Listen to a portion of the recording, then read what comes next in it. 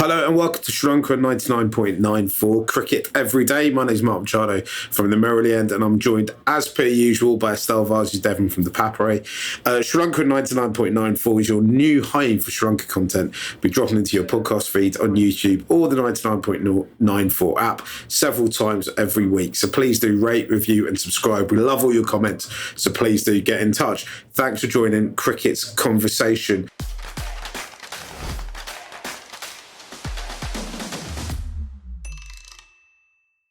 On the show today, Estelle, we're talking about the Women's Super 4 Limited Overs tournament. I think before we even crack on with what we learned from the tournament or any of the results or any of that, I almost feel like we need to congratulate Sri Lanka cricket for getting some women's cricket on, right? Because for so long during the pandemic and immediately afterwards, we just didn't see them. But now we're playing quite prolifically. And we've got domestic tournament. Last week, the under-19 girls were in India. It seems to be heading roughly in a kind of in the right direction, right? Yeah, I think a little bit of credit due. I think they have tried at least to get a couple of fixtures in for the girls, especially with the women's FTP announced for the next couple of years. So they will have a few series coming up. It was really good to see, to be honest, the under-19s getting some game time because they haven't played together at that level before. And the World Cup, of course, is coming up in January. So good to see. We will talk a little bit more about how effective the tournament is, I guess, later on in this episode of the podcast. So the final was Team Reds versus Team Greys. I, for one, all love this whole calling teams after their colours. I mean, who needs the Super Kings? Who needs the Super Giants? Who needs the Knight Riders when you could just go for colours? It's something that Sri Lanka cricket is starting to do quite often now. The Reds won. What can you tell us a bit about the Red team and what you thought about their performance overall? Yeah, Red's side was led by Nilakshi De Silva. So she had a really good tournament. She finished as the top run scorer. Overall, I think the two teams that came into the final were the kind of two top teams. So Greys was captained by Harshita Samaravikrama, vice captain of the national side. And both teams had kind of looked a class above the other two. The Blues and the... What was the other team? The Greens. Greys. No, the Greys and the Reds were in the final, so they had looked. Yeah. So they had looked better than the Blues and the Greens in the first round. Of course, a really really short tournament. Each team played 3 games apiece, and the finalists played 4. So Team Reds, I think, on the back of some good batting performances in that final, we saw Nilakshi get runs, Prasadini Virakodi, also Malsha Shehani, who personally I am very excited to see how she goes in the international arena in the future.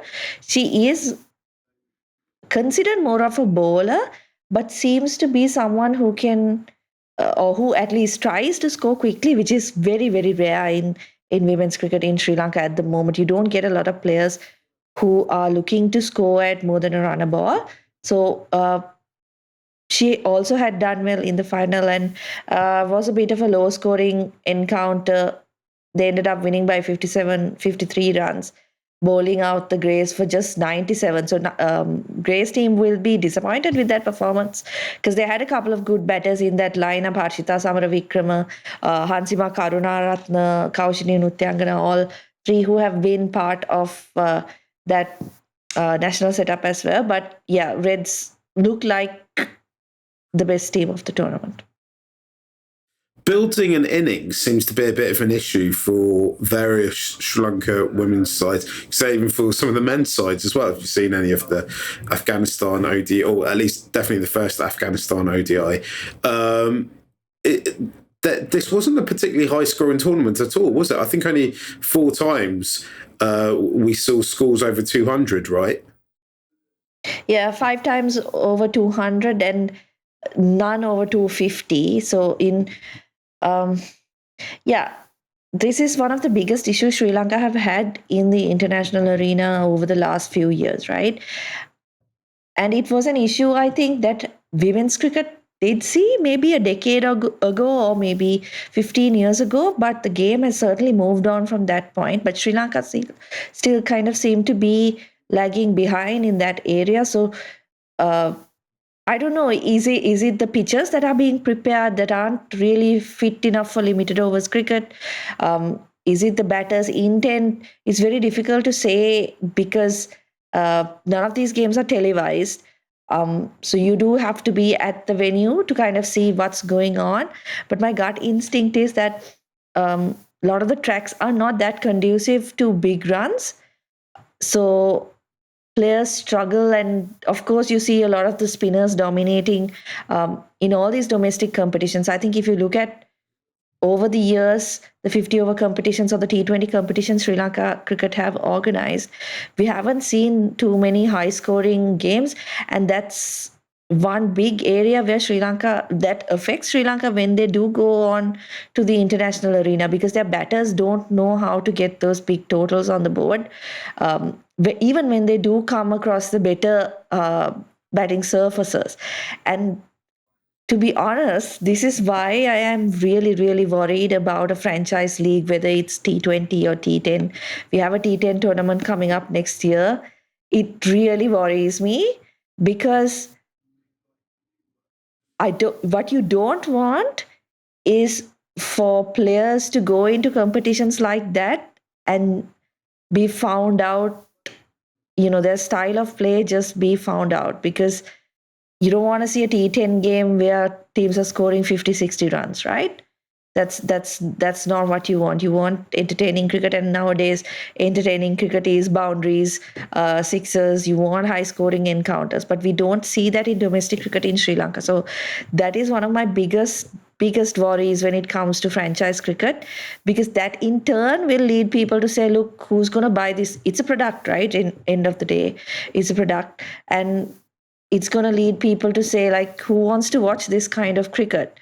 The odd low scoring encounter is, of course, it's to me, it's interesting and exciting to watch.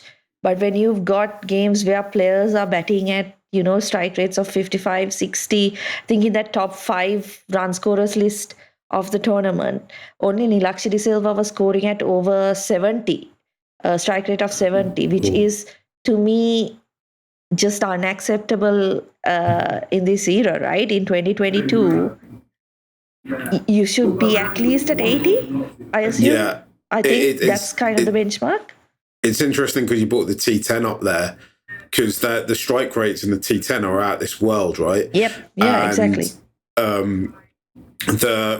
When you watch the press conference that SLC had a few, it was the day after we'd actually recorded our last episode of women's cricket, which is why if you listen to that episode, it might have felt chronologically out of place. But one of the things that was implied was that they were going to try and bring over the best overseas and foreign talent, and that's going to have the impact that might have on the women's game in Sri Lanka could be exponential. And what hopefully some of our girls will learn is that they've got to hit the ball a bit harder, and up their strike rate, right? Because Sri Lanka did very well in the Asia Cup when they played to get on low scoring Bangladeshi pitches. But outside of that, they've not had a huge amount of success the last few years. And, one of the big reasons for that is, as I've already said, and, we're discussing now, is an inability to put an innings together, right? And I suppose all these tournaments help, right? Because when we first started this podcast, in fact, when me and you first started talking about women's cricket in Sri Lanka, which was probably about a year ago, I think you came with the Murali end to talk about it. We talked about the lack of visibility off women's cricket. Actually, and I started off making this point, we're playing a lot of women's cricket now in Sri Lanka, and the girls have got to at some stage start to pay at the back and start improving. I'm sure they will. Like, it will happen. It just needs more. They need more exposure to it. But I would have expected to see slightly or more frequent higher scores in this domestic tournament. Let's take a quick break. When we come back, let's talk about the wicket takers. You're listening to Cricket's Conversation on 99.94 Whatever your team, we have the show for you on podcast, YouTube, or on the 99.94 app. We have India, England, South Africa, West Indies, and now Sri Lanka covered. If you want to find us, the best way is to follow us on social media at 9994DM by downloading the 9994 app or Google 99.94 on podcast. We speak cricket. So Estelle, let's. I want to ask you which bowlers caught your eye. Who were the main wicket takers in this tournament? And where do you think they might go from here? Yeah, Inoka Ranavira topped the bowling charts for the tournament. I think she had 10 wickets in the 4 games that she played. And Nimasha Madhushani, which is a name that I have not heard before. In fact, I had to do a bit of digging to find out what kind of bowler she is. Can you take a guess? Left hand spin? Yes, left arm spin. So Inoka Ranavira is also left arm spinner. Do you know if she's a finger spinner or wrist spinner? Yeah, I'm guessing finger. Yeah.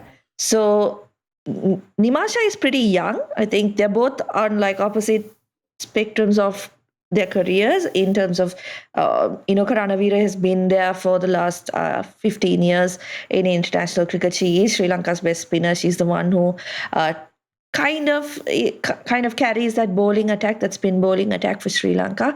So it was not surprising to see her topping those bowling charts.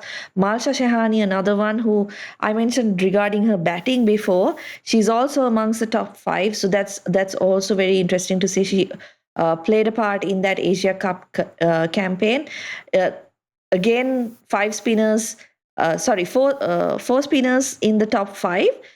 So unlike the men's tournament, we have one pace bowler in the top 5. So Tarika Sewandi, who is kind of the understudy to Udeshika Prabodhin in the Sri Lankan side. She has been around the Sri Lanka setup for a long time now, but hasn't really gotten that much game time because Sri Lanka do tend to go with that one pace bowling option in most of their games. So it was good to see her kind of amongst the wickets. She was also in Team Reds, so the winning side. In terms of, again, I think it's reflective of the conditions, isn't it? And you mentioned Bangladesh and Sri Lanka doing well in Bangladesh. Even if you look at the Bangladesh side, they have the same problem, not just the women, but the men as well. They play so much of their cricket on these tough surfaces that when they do get into like good batting surfaces, even they don't really know how to make the big runs.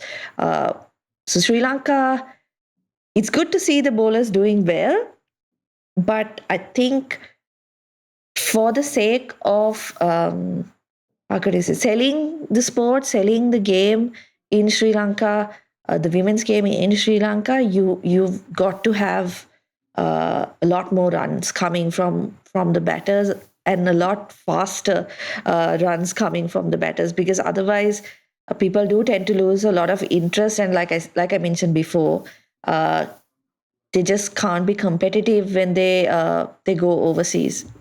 Where were the games played, and what do we know about the pitches? Because you said they weren't played on they weren't broadcast on television. I mean, if you listen to this podcast regularly, you know I'm based in London. So all I know about these games is what I've seen of scorecards and what Estelle's told me. I can't, there's no point me trying to even pretend that I've watched it, because it's impossible. What do we know, if anything, about the state of the pitches that they would have played on? Yeah, so they've been played in like the clubs in Colombo.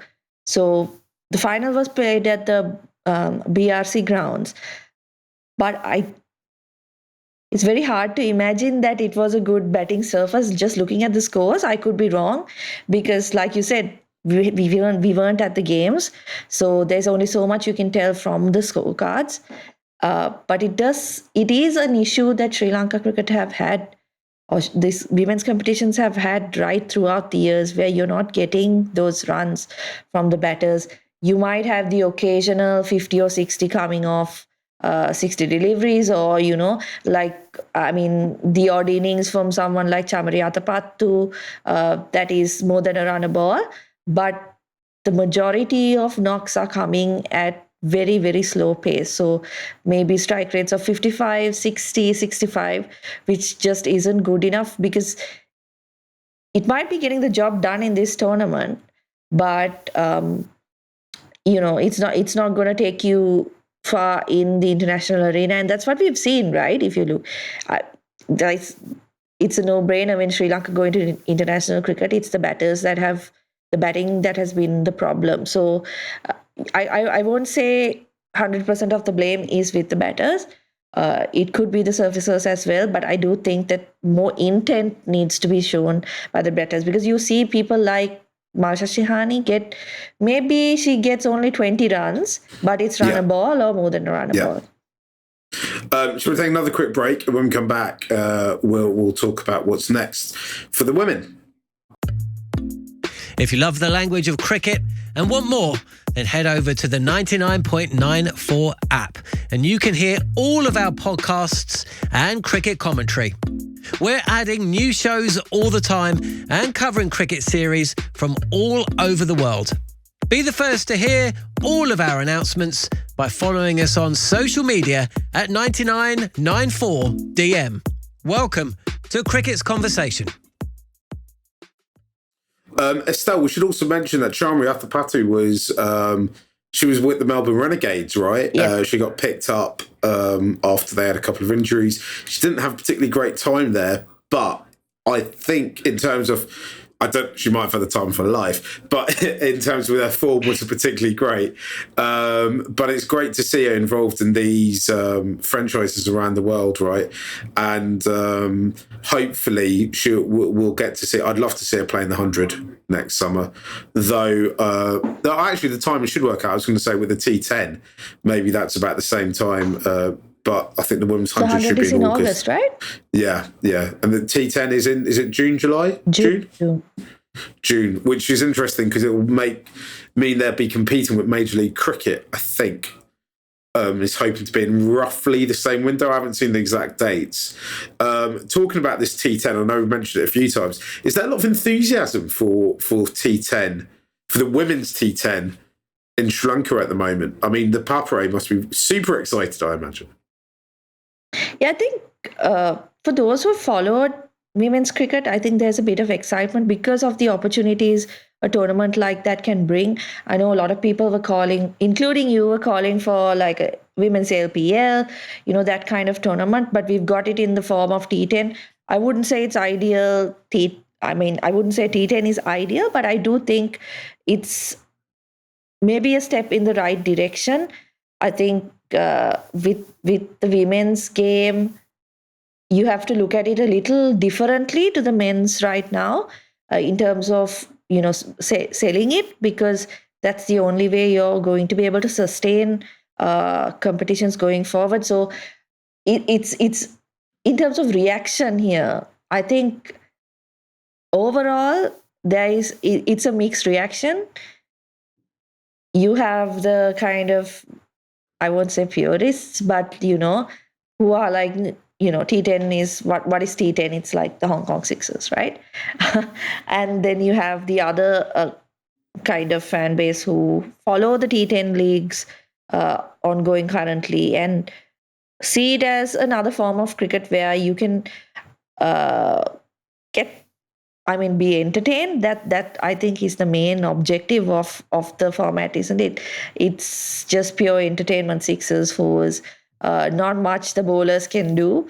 But a lot of people who've been following the women's game, I think, are happy for the players, myself included. I just think that whatever it is, it's a great opportunity for these girls to experience something at a different level, hopefully get to play with a few of the international players who've done well over the years for their respective teams. And also financially, it's a huge thing for these girls, right? Because they don't get paid like the men do. They don't have contracts they do have contracts, but not contracts that pay them like the men's team gets paid. So this will be good for them I think, overall.